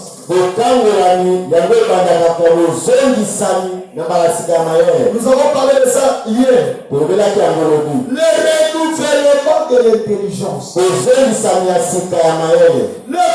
renouvellement de l'intelligence, c'est quand le Saint-Esprit envahit ton âme. Il va restaurer ta capacité spirituelle. Il va renouveler ton influence. Ton intelligence. Il va commencer à te montrer. Ça, c'est dangereux. Ça, c'est mauvais. Tu ne vois pas là où tu pars. Tu vas tomber. Tu ne vois pas ce qui t'arrive. C'est dangereux. Est-ce que vous êtes avec moi? Il te faut un renouvellement de force. Et cet renouvellement, ça vient que par le Saint-Esprit. Est-ce que vous êtes avec moi? N'abandonnez pas, ne laissez pas vos pensées envahir vos corps jusqu'à ce point-là. Je vous ai dit, je prêche cet enseignement. Si j'ai recommandé aux hommes de Dieu de prêcher, c'est à l'issue des entretiens que je fais avec eux. Pendant ces 5 ans aussi, les choses que je vécu, les choses que je vis, j'ai compris que les gens ont besoin d'une délivrance. Est-ce que vous êtes avec moi? C'est pour cela que j'avais voulu que chaque homme de Dieu apporte une chose que Dieu me fait dans son cœur. Après ça, moi je vais venir achever. Est-ce que vous êtes avec moi? Mais bien aimé dans le Seigneur, vous serez surpris. Lorsque quelqu'un est influencé par les esprits démoniaques, il est capable, quand on lui dit le problème qui t'arrive, il faut que nous allons consulter le marabout. Et il se met debout. Il dit j'en ai marre. Je dois aussi partir. Ça vous amène chez le marabout. Chose est grave. Ça peut vous amener même chez les féticheurs. C'est possible. Vous allez voir une personne qui est chrétienne dans l'église. start in ecclesia. Mais il est parti chez une maman qui fait les gris-gris pour que les gens puissent mettre au monde. Akepa na mama moko oyo asalaka bakisi po ete abota. Lui, si te touche, Soki il va mettre au monde. kobota Et vous arrivez là-bas, pe okomi kuna il vous lave. asukoli yo. Je pose la question à la sœur. Natuni motuna ndeko mwasi Il vous lave comment? asukolaka bino bwele lini Il nous met dans un bassin. atiaka biso na base Il nous lave tel que nous étions nés. asukolaka biso olingi tobotamaka Et depuis qu'il t'a lavé, tu as déjà conçu? upepe asukola ye na base onosila kobota Non, jusqu'alors. oyetaki Ça molelo fait combien de temps? eleki Comment tikolo les séances doivent prendre 3 heures? esenge kosala kaka ekalamu misatu Mayo yo sukola. asalaka nango nini Tout droit. On t'a vu. soni na yo On t'a vu. soni na yo Mais bien aimé dans le Seigneur. bayai kati na kolo Attention. zala keba La délivrance n'est pas ce que vous imaginez. okangola nyeza komi oza kobanza wana te Les jours là, j'ai parlé avec Papa Benito. lokola sola ya papa benito On a vu sur Bibouala. tomonaki na bibwa kuna Juste en descendant. na kokitaka Le pasteur là, l'autorité de militaire là. bobatoli wana azali kokolisa Et basoda tout le monde avait son bidon d'eau. bato nyonso balaki na bido ya mai Aucune écriture. na se na moi kokoto ya bibilia Il dit que pour avoir une délivrance, obie tokola koyesa kokangola nini il faut se jeter un bouteille d'eau. esenge tomisopela kote ya mai Ça n'existe pas. bibilia ezali te Tu connais le Dieu qui l'invoque. oyebi nzambe ezali kobelela Pour cet homme-là, mpo na mai wana un vieux papa, ezali papa moko lui il a mokulu donné un bidon de 25 litres. amemaki nde 25 litre ya mai Et quand les gens il a dit allez, prenez de l'eau.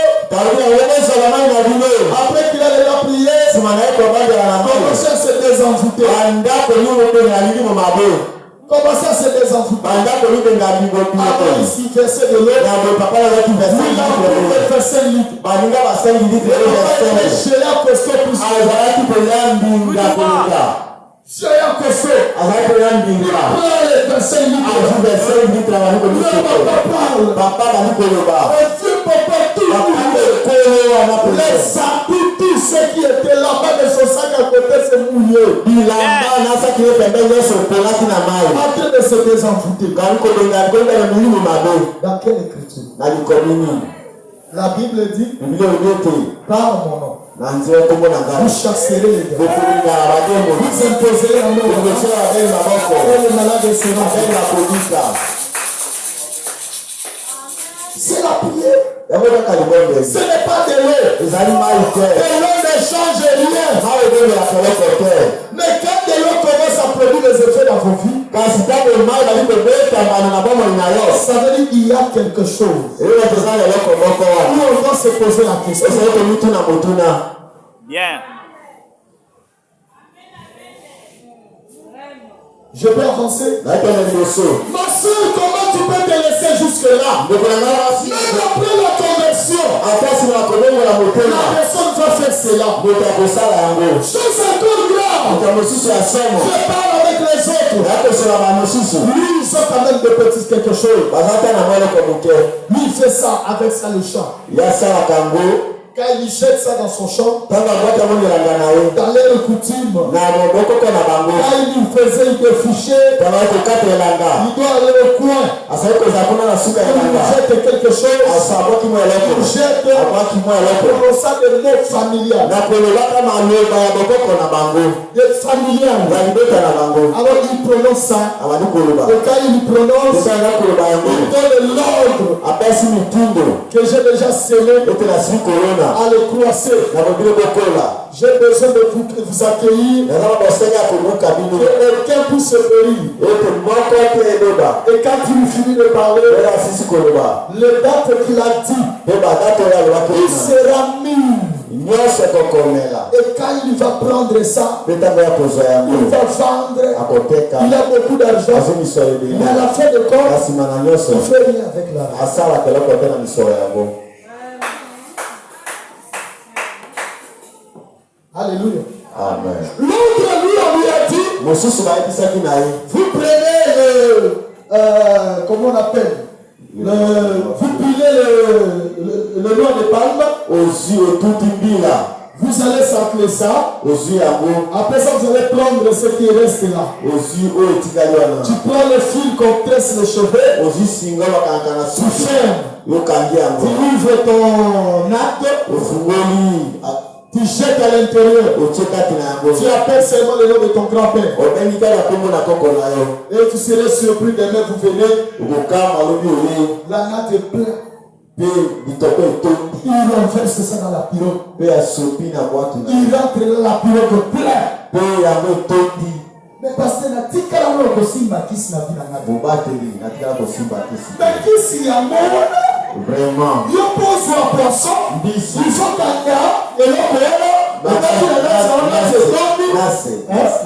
C'est Nasser. Ok. On voit qu'il a 4 mètres qui s'est tombé. Alors, il est tombé. Non. Ça, ce n'est pas Dieu. Il dit c'est vrai, pasteur. Mais je dis oui. Quel est le poisson? Ça, ce n'est pas une piège que tu veux pour le poisson. Aussi, kaka, il y a un bil à wana.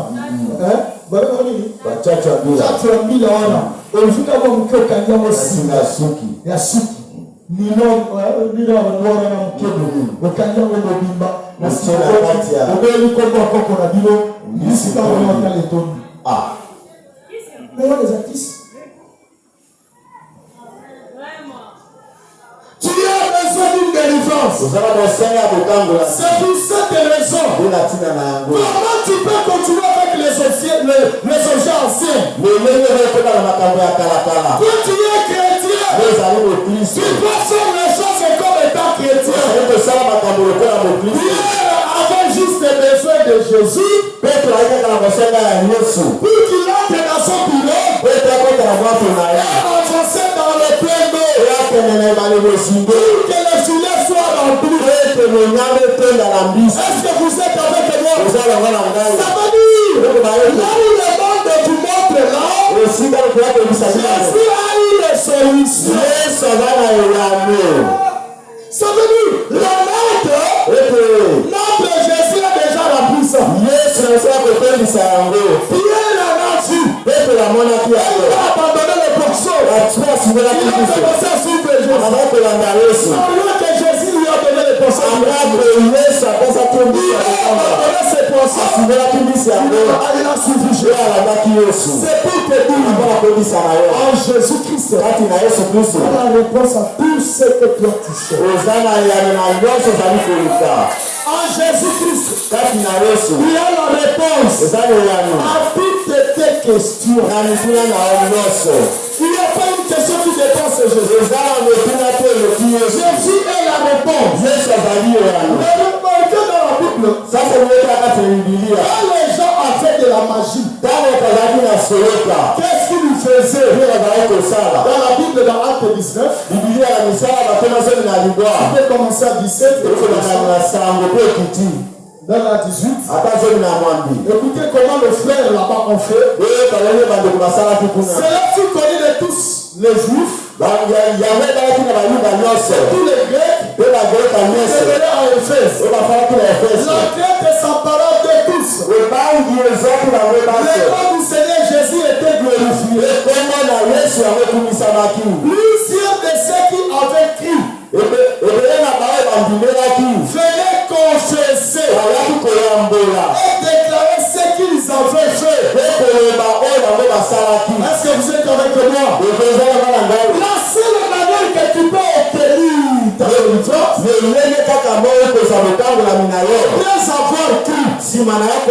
après être baptisé, c'est de confesser. Tu dois confesser. Si tu as ces choses-là, tu as des livres quoi? Tu dois amener ça en public. Tu dois amener ça en public. Ça doit être quelque chose de passé, il se cache avec ça. Il commence à l'utiliser. Il te pose la question. Comment tu utilises ça? Et quand tu commences à lui expliquer, essaye de dire, je dois me concentrer, je vais brûler ça. ça. Yesu na kutumba Après ça, yako. je vais prier pour toi. Yesu na kukomanda Après yako. ça, il cache. Yazi ya wote Il va aboni. prendre le papier sale de son bureau, il a brûlé. Awaliko za papia Il va te demander de pousser que j'avais brûlé. Awaliko ya kutumia papia wote na tumbaki. Alléluia. Amen. Alléluia. Amen. C'est comme ça que la délivrance vient. Je Je continue par ici. On ne peut pas servir Dieu et les autres esprits en même temps. Comment tu es dans le Seigneur? Tu as un esprit qui te réveille la nuit. Cet esprit te dicte les choses. Cet esprit-là te conduit dans des rues. Oh, mais bien aimé, c'est effrayant. Je parle avec une soeur dans mon bureau. Elle peut dialoguer avec une soeur. Elle cause avec lui. Il descend quand il se lave. Il apparaît, il descend, il apparaît devant lui. Quand il se lave. Et quand il marche sur la rue, il le voit. Et quand il le voit, il peut le regarder les saluer. Et quelqu'un comme ça, il est à l'aise avec lui. Il trouve ça un héritage. Donc tu marches avec un démon en toi. Tout entier. Je dis pas en dehors de cette église, je dis dans cette église. Je crois que mon associé est moi. Amen. Amen. Amen. Amen. Donc l'homme, il vit comme ça. Akita douche. Ako on est dans zela. Ako le kappa mon suivre la PC moto yo PC moto. Naya kadosa. C'est comment tu as eu ça? Je ne sais pas. On entre dans la prière pour comprendre. Dieu va descendre. C'est là où nous allons comprendre que c'est depuis le jour de sa naissance. Quand on le bénit, il y a eu une cérémonie qui s'est faite.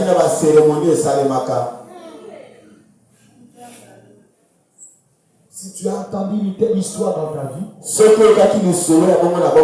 que toi on te lavait avec le moukou de Mukombo, quand on te lavait, tu étais bébé, on disait des choses. Toi on faisait des rites. Pendant ta naissance, vous devez chercher une bombe.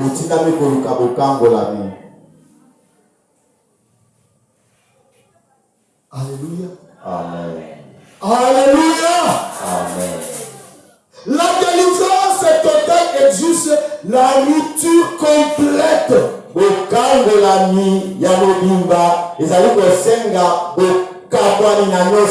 fruit devait tout séparer.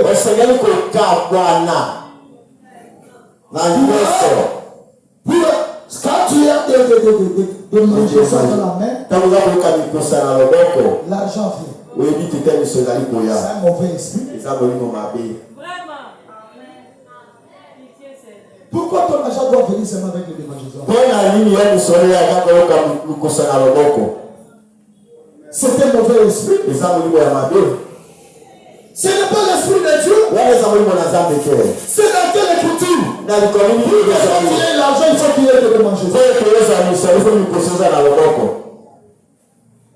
Ton grand-père t'a enseigné. Quand tu es affamé et que tu sors, si tu veux avoir la nourriture chez le voisin, c'est le qui tire de soupe pour pas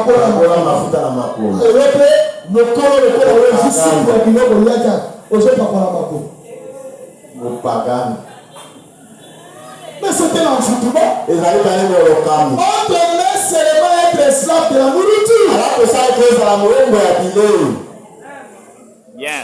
Tu deviens esclave de la nourriture. Comment une personne sérieuse peut faire ça? Soko lié ko soko mabao te pauza mafuta na mtu. C'est tout ce wakati ko ko la on libandina.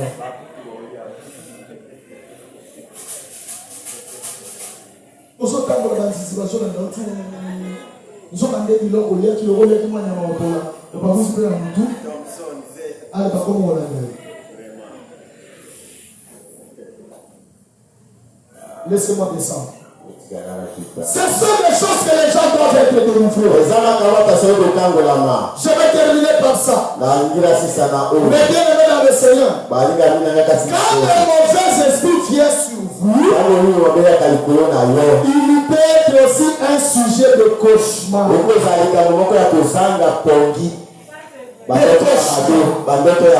Tu fais que de mauvais rêves.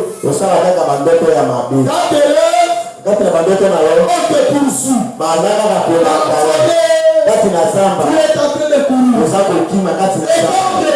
Tu es en train de courir. Et quand on te poursuit, tu n'es pas victorieux dans cette course. Tu deviens lourd. Quand tu le fous, c'est un démon. Tu es possédé.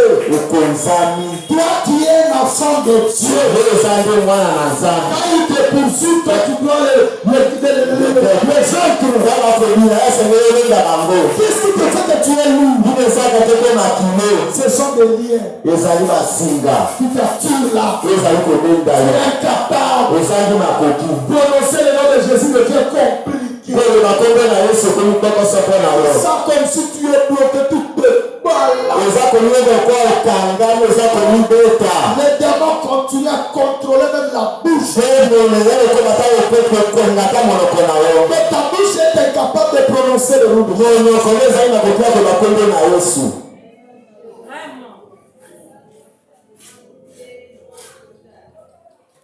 Alléluia. Amen. Alléluia. Amen. Donc il y aurait des rêves et des poursuites.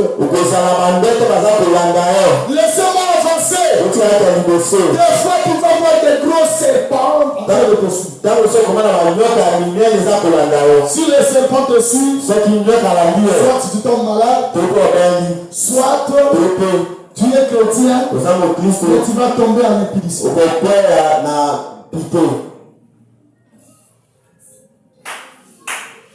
Une personne, une délivrance est totale. Tantôt, ce sont les morts qui sortent. Ils sont en train de te suivre. Alléluia. Si vous pouvez allumer les groupes.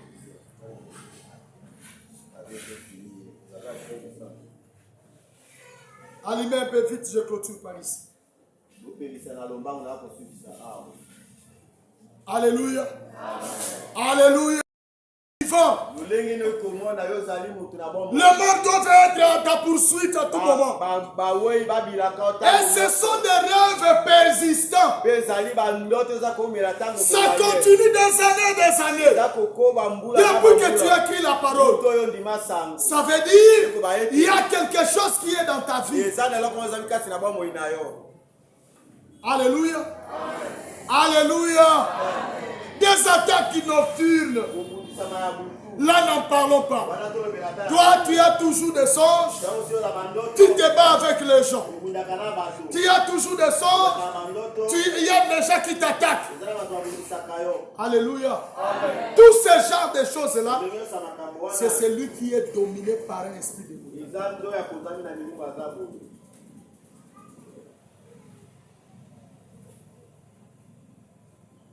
Amen.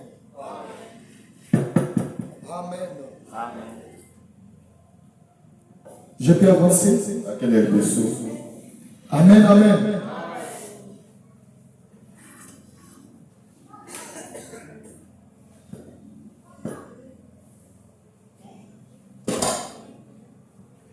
Amen. Amen. Amen. Est-ce qu'on peut acclamer le Seigneur Jésus?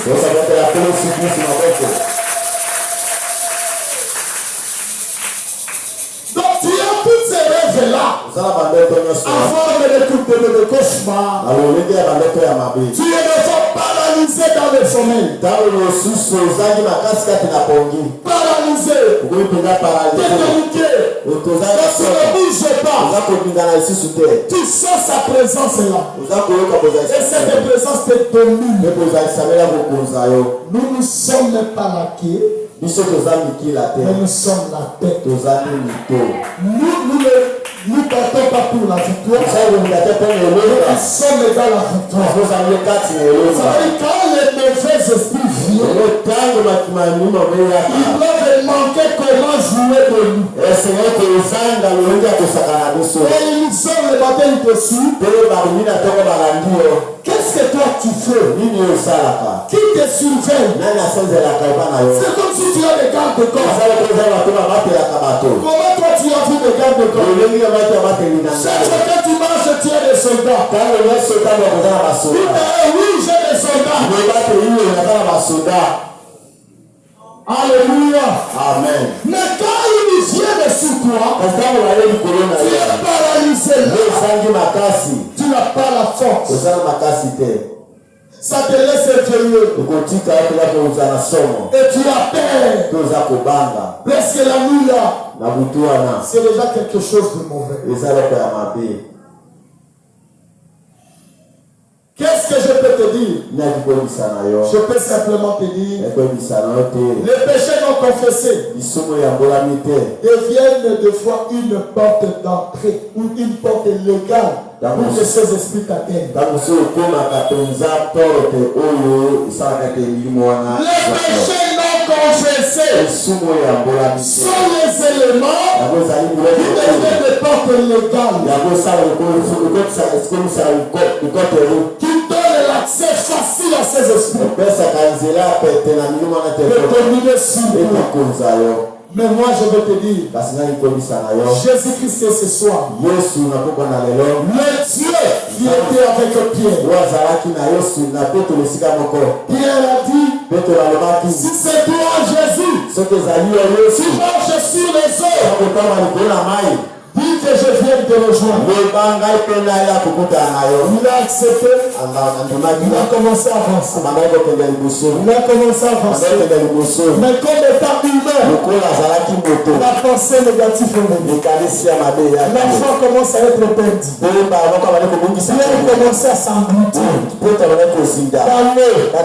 Et il s'engloutissait. Et quand il a vu qu'il partait vers le vent, il a tendu la main. C'est à ce moment-là que Jésus l'a tenu à la main et l'a soulevé. J'aimerais te dire une chose. C'est Jésus qui t'avait appelé. C'est pour cela que tu peux faire partie. C'est pour cela que tu es dans la foi. C'est pour cela que tu évolues aujourd'hui. Qu'est-ce qui se passe? Comme étant humain, la foi est en train de diminuer. C'est ce qui fait que tu continues à sembler. Ces choses-là continuent à envahir. Toutes ces choses-là reviennent. Mais qu'est-ce qui te fait ce soir? C'est de tendre la main. Seigneur, aide-moi. Fais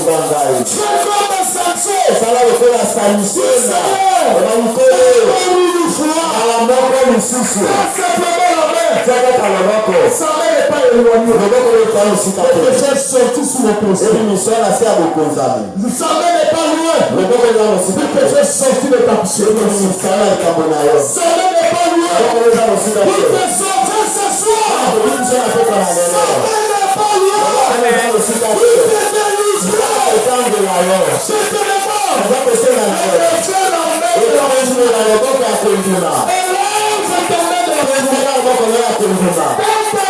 main de la Jésus va passer. Il va toucher ta main. Tout ce soir va changer. Tu ne vas plus t'éloigner. Tu seras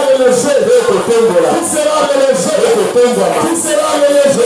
Par ton échec, tu seras relevé. Par ta maladie, tu seras relevé. Par ta souffrance, tu seras relevé. Par ta difficulté, tu seras relevé. Par ce qui est en train de compliquer, tu seras relevé. Jésus-Christ est là. Il est le seul. Il est le Fils. Il est le seul Seigneur.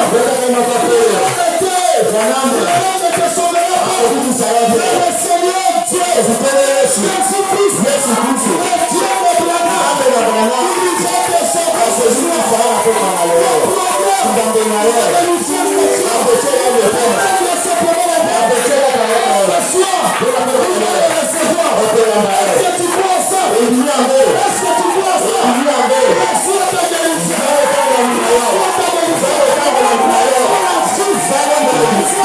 Zalo mbeli yo. Zakunya. Zalo kanga yi. Nyonso kanga hapo. Apende na Yesu.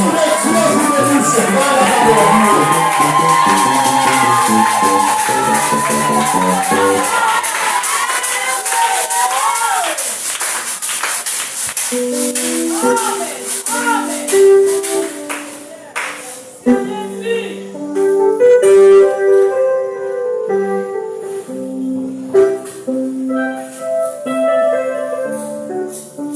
Amen.